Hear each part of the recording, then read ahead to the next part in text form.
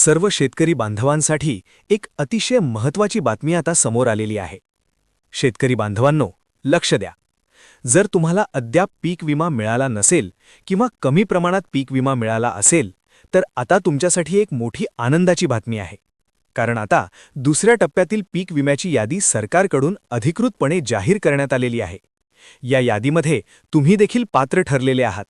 कारण ज्या सर्व शेतकऱ्यांना आत्तापर्यंत पीक विमा मिळालेला नव्हता किंवा ज्यांना कमी रक्कम मिळाली होती, त्या सर्व शेतकऱ्यांच्या खात्यामध्ये आता 100% पीक विम्याचे पैसे जमा होणार आहेत।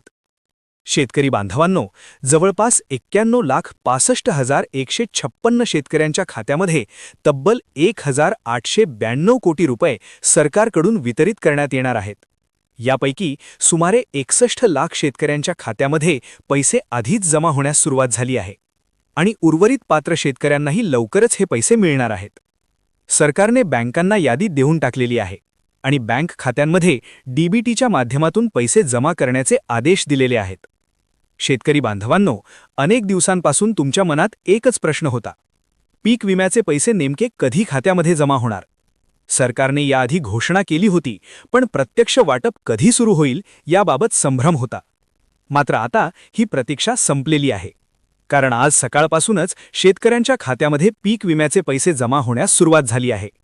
डीबीटीच्या माध्यमातून तुमचे जे काही थांबलेले पीक विम्याचे पैसे होते, ते सर्व पैसे थेट तुमच्या खात्यामध्ये क्रेडिट होणार असल्याची माहिती सरकारने स्पष्टपणे दिलेली आहे। आता एक महत्त्वाची सूचना लक्षात ठेवा, पीक विम्याची रक्कम सर्व जिल्ह्यांमध्ये एकाच वेळी जमा होणार नाही। टप्प्याटप्प्याने जिल्ह्यानुसार हे वितरण होणार आहे। त्यामुळे तुमचा जिल्हा कोणत्या टप्प्यात आहे हे जाणून घेणे अत्यंत महत्त्वाचे आहे। जर पहिल्या टप्प्यात तुमचे नाव नसेल, तर दुसऱ्या किंवा तिसऱ्या टप्प्यात नक्कीच तुमचे नाव असणार आहे।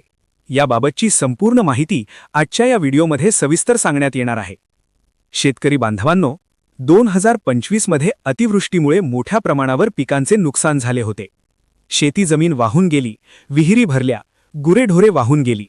त्या पार्श्वभूमीवर सरकारने पीक विम्याची थकबाकी रक्कम आता वितरित करण्याचा निर्णय घेतलेला आहे।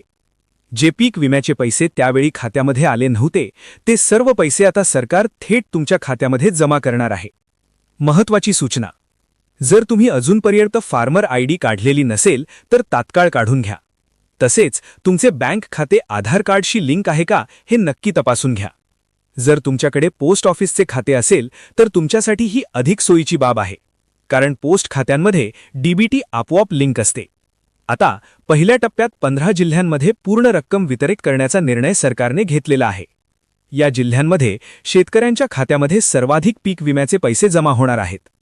या निर्णयाची माहिती स्वतः मुख्यमंत्री देवेंद्र फडणवीस यांनी दिलेली असून मंत्रिमंडळाच्या बैठकीत हा निर्णय घेण्यात आला आहे। याबाबत वर्तमानपत्रांमध्येही अधिकृत बातम्या प्रसिद्ध झालेल्या आहेत। याआधी जाहीर केलेली 21,000 रुपयांची पीक विम्याची घोषणा आता प्रत्यक्षात अंमलात आणली जात आहे।